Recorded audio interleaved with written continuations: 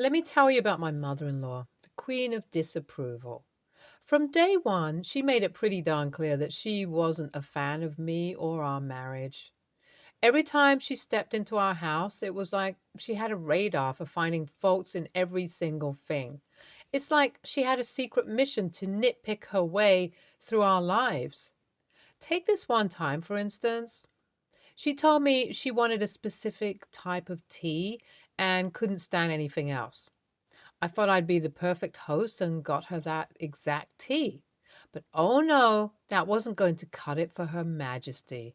As soon as she took a whiff, she acted like I served her some kind of toxic sludge and tossed it away, claiming she'd never say she liked something like that. But believe me, that was just the tip of the iceberg. This woman had a talent for being snobby and bitchy in the most creative ways. She dropped snarky comments about my cooking, my choice of clothes, and even the way I decorated our home. It was like she had a personal vendetta against me. You'd think my husband would put his foot down and stand up for me, right? Well, he did try and failed. He'd always tried to smooth things over, explaining to her that she needed to respect our choices and accept me as part of the family. But she just wouldn't budge. It was like she wanted to be the gatekeeper of the family and decided that I didn't cut. I mean, who does that? We were supposed to be a family, but she acted like I was some kind of intruder. So I couldn't believe my ears when I found out that my mother-in-law, of all people, had planned a surprise birthday for me. It was such a weird twist in the tale, considering how she had never been a fan of me. I had mixed feelings, wondering if this was some kind of elaborate prank or if she was genuinely trying to make amends. Little did I know that this birthday surprise would turn out to be anything but pleasant. The day started with all the regular birthday cheer, balloons, decorations, and smiles all around. I tried my best to put aside my reservations and enjoy the moment, but then came the truth, the birthday cake. As they brought out the cake, I was excited to see what it looked like. But imagine my shock when I saw my husband's ex's name spelt out in big, bold letters instead of mine. I mean, seriously? How could this be happening? I glanced at my mother-in-law trying to comprehend what was going on. She had this smirk on her face like she was hiding something, and then she casually mentioned that she misspelt my name because she was getting old and forgetful. Yeah, right. It was clear as day that she did it on purpose. I mean, who misspells their own daughter-in-law's name and writes the name of the ex on her birthday cake? It was like a cruel joke, and I couldn't believe she had stooped this low. Everyone else seemed to be in shock too, not knowing how to react. I tried my best to keep my composure, but deep down, I was hurt and angry. It was hard not to take it personally, especially after all the snide remarks and disapproval I had endured from her. When my husband saw the birthday cake, he was just as shocked as I was. He genuinely wanted to surprise me with a special birthday celebration, but his mom swooped in, offering to plan the entire surprise herself. It seemed like a hopeful sign that she was finally willing to try and build a better relationship with me. She told my husband that he wanted her to have a good relationship with me, and she was willing to make an effort. It was like she was playing the role of a caring and understanding mother-in-law, luring him into believing that she had turned a new leaf. Little did he know that it was all a facade, a cunning plan to ruin my birthday and hurt me in the process.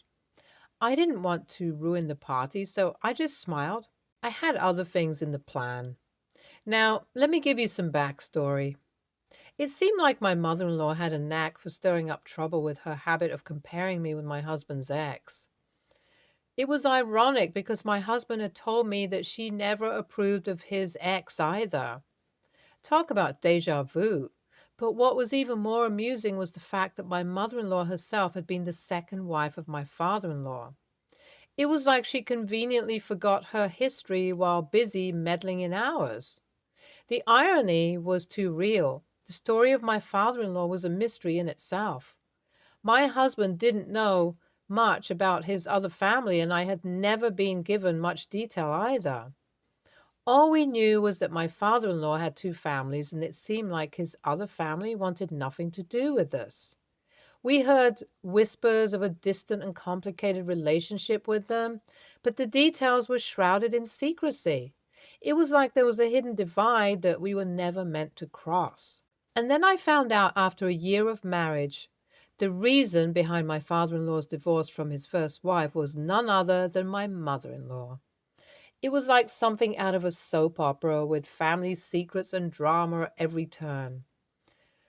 I couldn't help but wonder if my mother-in-law's constant comparisons were a way of asserting herself and trying to fill the shoes of my husband's first wife. It was like she was trying to erase the past and make herself the standard for what a wife should be.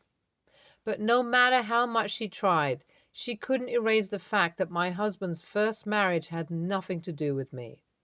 We were our couple, with our own unique love story. Coming back to the present, like I said, I didn't react. I just smiled at her mistake. Now, my mother-in-law's birthday was legit the next day, so I decided to return the surprise. I decided to play a little prank and wrote my father-in-law's first wife's name instead of mother-in-law's on the birthday cake. Of course, I acted all innocent, blaming the bakery for the mix-up. Oh, the look on her face when she saw the cake. It was priceless. She was fuming with anger, and I couldn't help but suppress a smirk. It was like karma had come full circle. All those times she had belittled me and made me feel unworthy, and now she was the one feeling the burn. She started yelling and throwing a tantrum, but I remained calm and composed. My husband tried to calm her down, but she wouldn't listen to reason. In a way, it felt liberating to see her lose control for once. I innocently asked if she was okay, pretending to be clueless about the whole thing. Inside, I was laughing with glee, but then she stormed out, unable to handle the humiliation. My husband looked puzzled, asking if I had done it intentionally. I didn't want to admit the truth, so I played it off as an honest mistake. "Oh, I must have picked up the wrong cake," I said with a perfectly innocent smile. He bought it, hook, line, and sinker. It was my little secret, my moment of giving her back what she deserves. I knew I probably shouldn't have stooped to her level, but I couldn't resist giving her a taste of her own medicine. And boy, did it feel good. Do you think I went too far, bringing up old wounds and all? Well, well, well, my little birthday cake prank seems to have stirred up quite the storm. My mother-in-law is complaining left and right, insisting that I did it intentionally. But you know what they say, what goes around comes around. I denied it, of course, and played it off like I was innocent as a lamb. I reminded her of the time when she messed up on my birthday with a tea incident, and I didn't react the way she did. I mean, come on, it was just a cake, right? No need to blow it out of proportion. But you know how it is with mother-in-law, always looking for a reason to be dramatic. She loves the spotlight, and this was her moment to shine. The whole family knows how she can be, so it's no surprise that they're all on my side. They've seen her dramatic antics before, and they're not falling for it this time. It's honestly quite funny how the tables have turned. She's used to being the center of attention and getting her way, but this time, she's the one left red-faced and fuming. And I have to admit, I'm kind of enjoying the show. My husband seems a little torn, caught between defending his mom and believing me. But hey, I'm not going to spill the beans about my little prank. Let him think what he wants. It's all in good fun, right? Update 2. Ever since the little cake prank, my mother-in-law has been surprisingly silent and hasn't been bothering us much. It's like a breath of fresh air, and life has become so much more peaceful. Maybe, just maybe, my little prank had a more significant impact on her than I thought. Perhaps she realized that her dramatic antics weren't getting her anywhere and decided to dial it down a notch. Or maybe she's just sulking in a corner, nursing her wounded pride. Either way, I'm not complaining. I can finally breathe without the constant scrutiny and criticism. It's like a weight has been lifted off my shoulders, and I feel freer than ever before. Of course, I'm not naive enough to think that this newfound peace will last forever. Knowing my mother-in-law, she might bounce back with her drama in no time. But for now, I'm going to just enjoy it.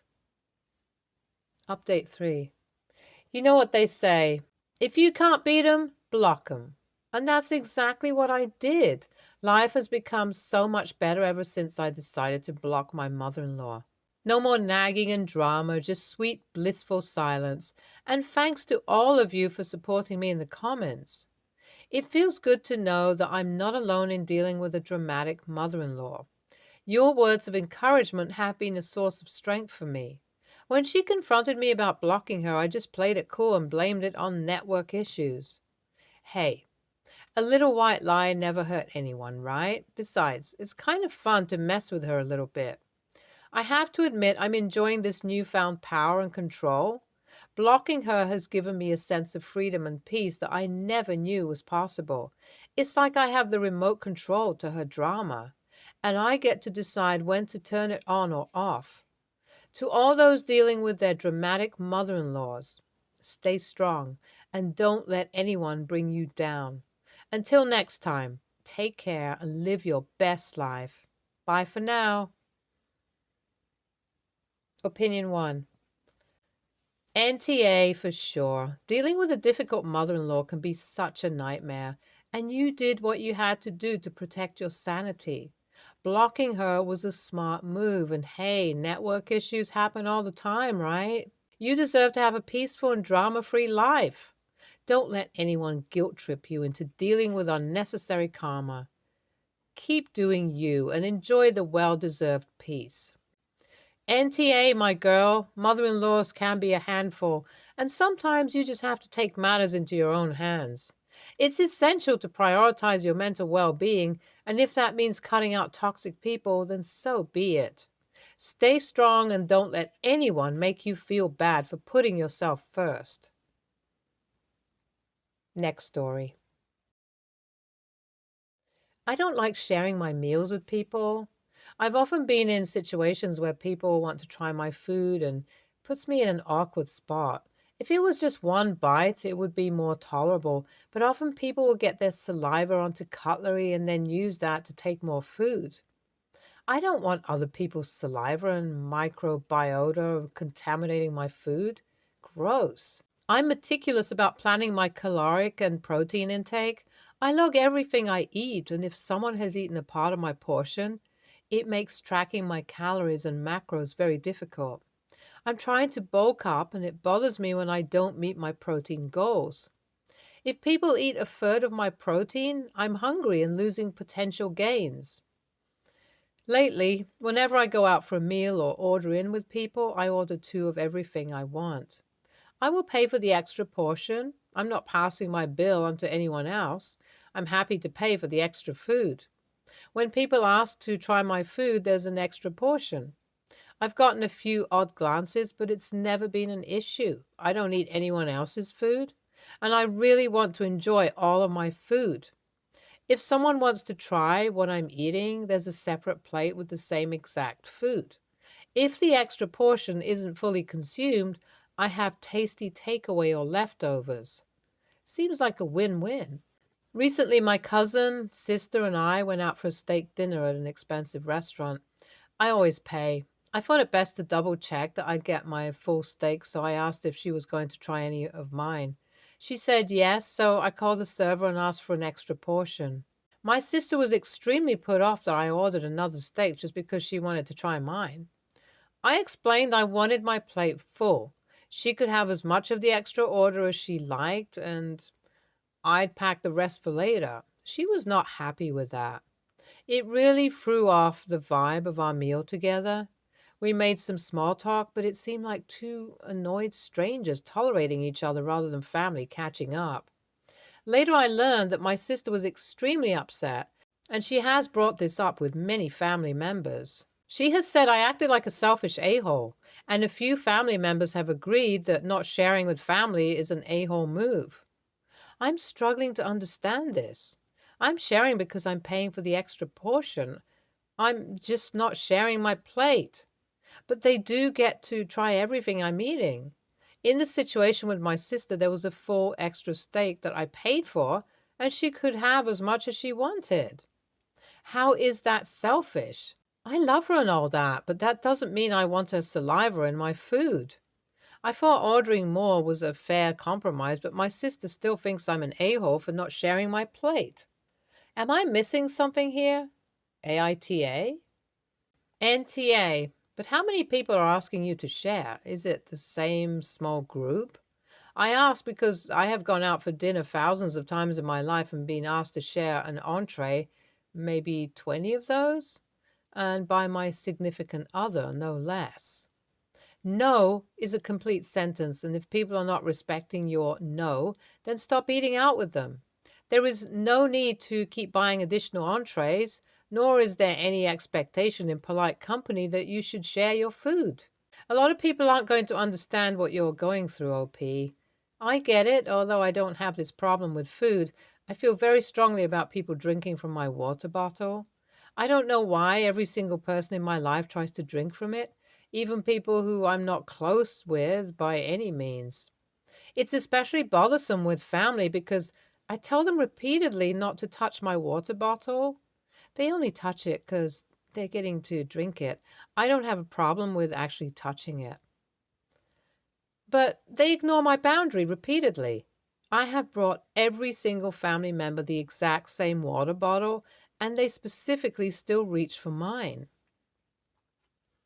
You're doing everything you can to make sure people are not getting offended, and they're getting offended because you are not letting them cross your boundary. NTA. Yeah, NTA. You're a little obsessively weird about not sharing your food, but you've found a really good solution that solves your pet peeve without making things weirder for others. Really over-the-top solution. It should be enough to simply say, I really don't like to share my food. It's just a big pet peeve I have, and people should respect that. But good on you for what you do. So I really can't wrap my head around why your sister or anyone would be upset here. Next story. This happened almost a year ago, and I still hear about it every time we have steak, so I thought I'd ask. Almost exactly a year ago, I gave birth to our son. He's fantastic in every way possible. But at the time, he didn't sleep the best, and having just given birth, I was super hormonal and very tired.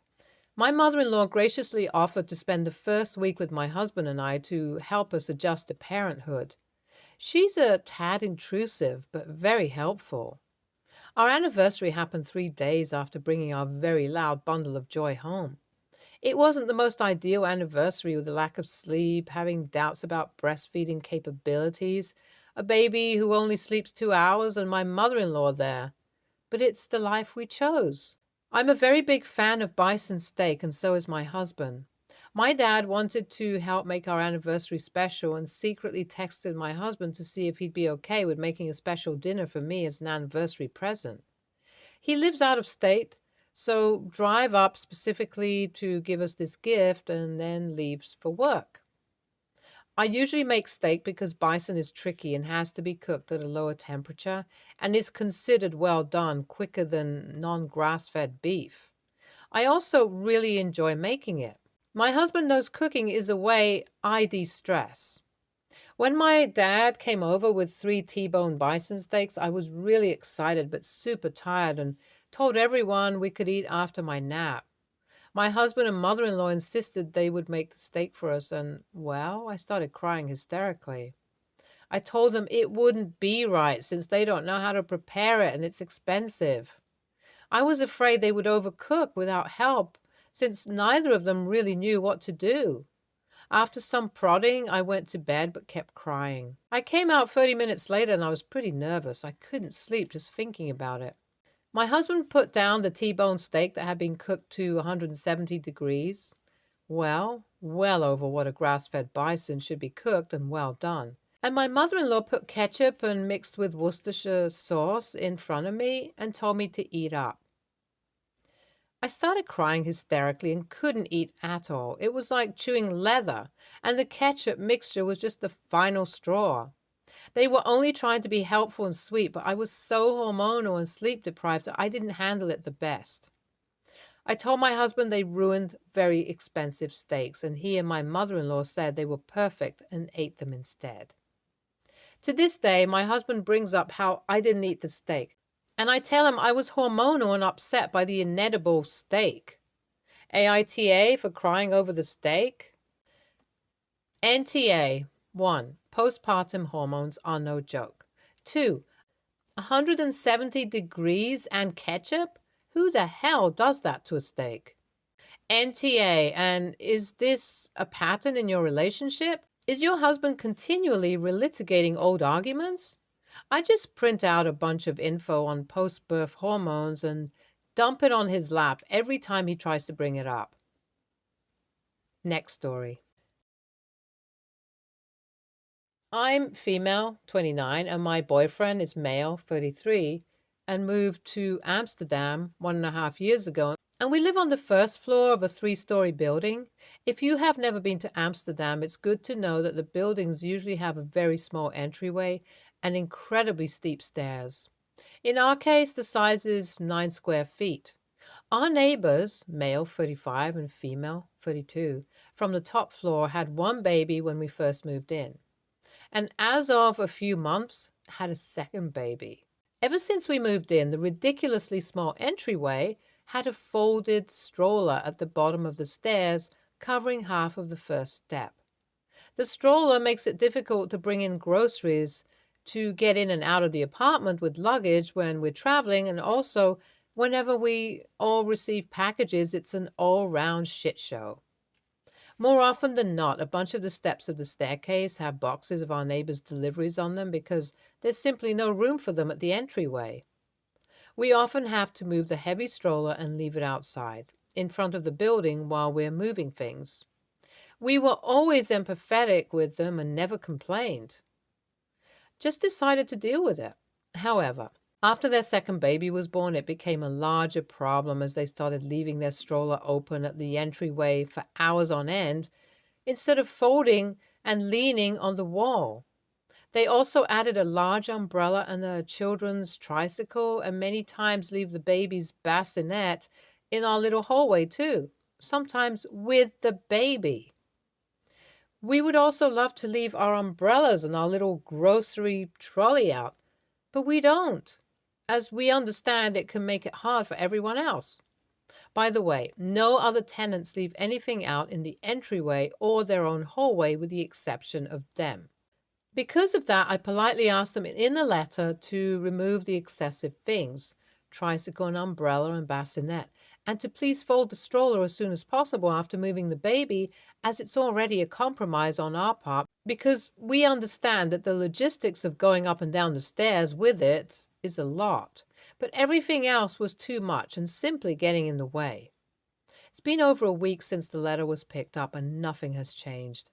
Today we passed through them on the streets. They gave us an angry look and left us a note saying we simply are a-holes for not getting the parent struggles and they should be entitled to leave their stuff there.